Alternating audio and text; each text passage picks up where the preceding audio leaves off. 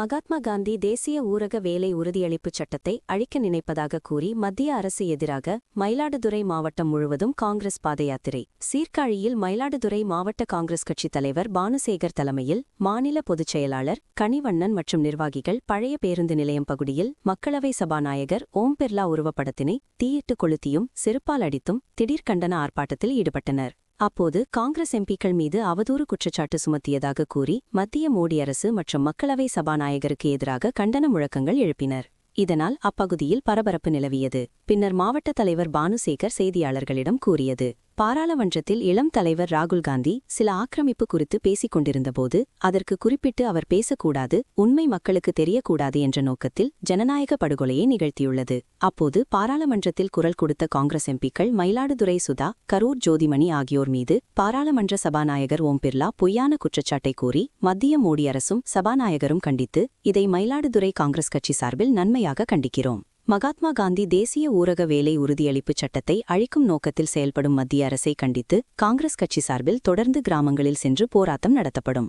மயிலாடுதுறை மாவட்ட காங்கிரஸ் கட்சி சார்பில் மிகப்பெரிய அளவில் பாதயாத்திரை நடத்தப்படும். காங்கிரஸில் தனிப்பட்ட நபர்கள் கூறும் கருத்துக்கு கட்சி பொறுப்பாகாது.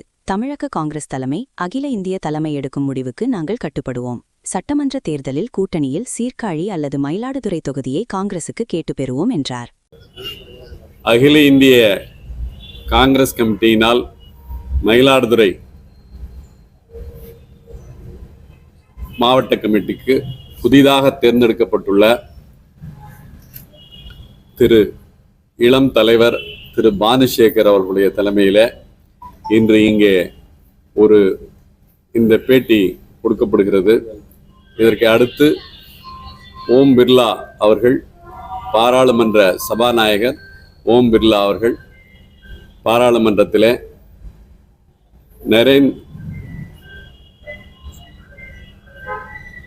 இராணுவ அதிகாரி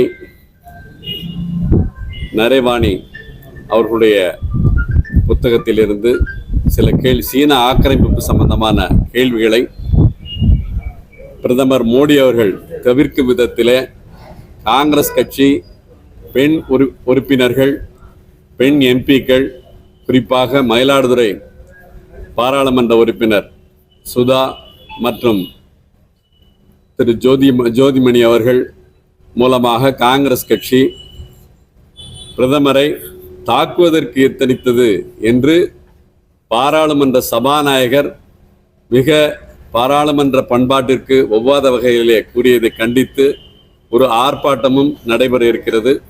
அதைத் தொடர்ந்து மகாத்மா காந்தி ஊரக வேலைவாய்ப்பு திட்டத்தில் 100 நாட்கள் தொடர்ந்து போராட்டத்தை களத்தை சந்தித்து மக்களை சந்தித்து பிஜேபி அரசுடைய மக்கள் விரோத போக்கை எடுத்து கூறுவதற்கான திட்டங்களை அகில இந்திய காங்கிரஸ் கமிட்டி கூறியிருக்கிறது. அதற்கான திட்டங்களையும் தலைவர் அவர்கள் இப்பொழுது உங்களுக்கு விளக்கமாக கூறுவார்கள் என்பதை கூறி இத்துடன் அமைகிறது.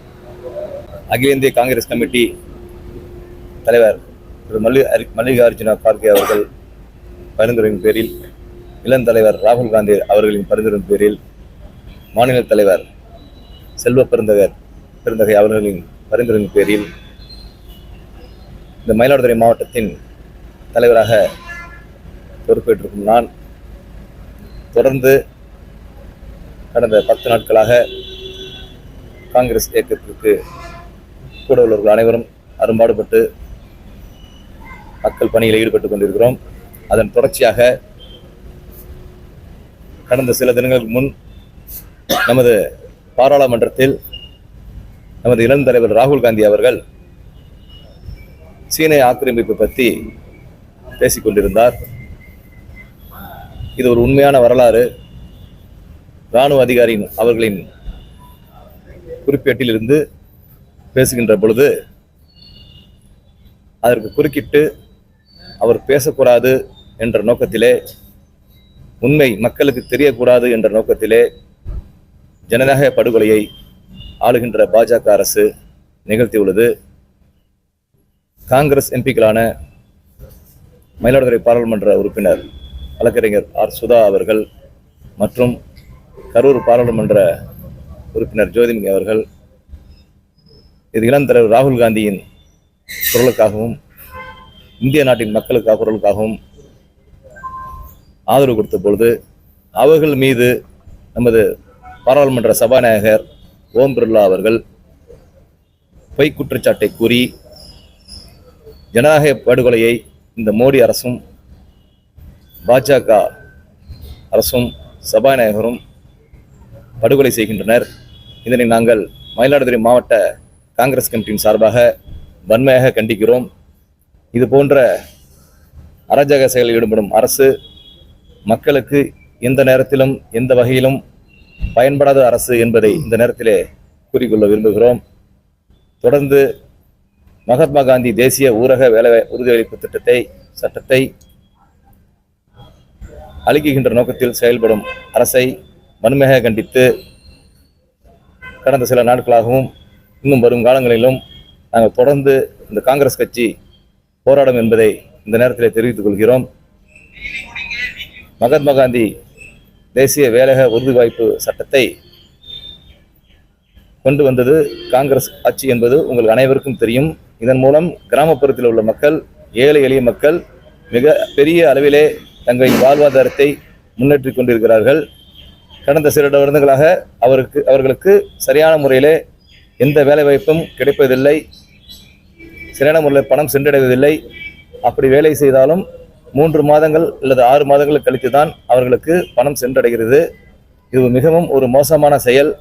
இதன் நோக்கம் இந்த மகாத்மா காந்தி பெயரை மாற்றி பிஜி ராம்ஜி என்கிற பெயரை சுமத்தி மக்களுக்கு புரியாத வகையில் அந்த திட்டத்தை ஒழுக்குகின்ற வகையில் இந்த மத்திய அரசு செயல்பட்டு கொண்டிருக்கிறது.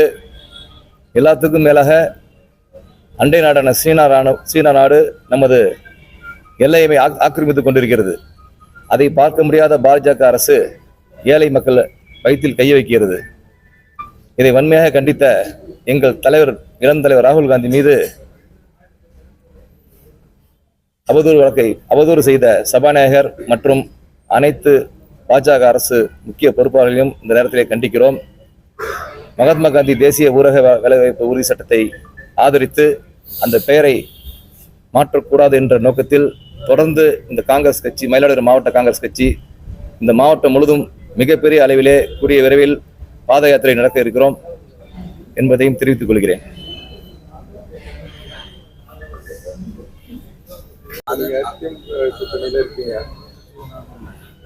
கூட்டணியில இப்ப பிரவீன் சக்கரவர்த்தி, எம்சி மாணிக் தாக்கூர், திருச்சி வேலுசாமி இவங்களாம் கூட்டணியை சீர்குலைக்கிற மாதிரி அப்பப்ப அவங்க சொந்த கருத்துக்கள் தெரிவிக்கிறாங்க.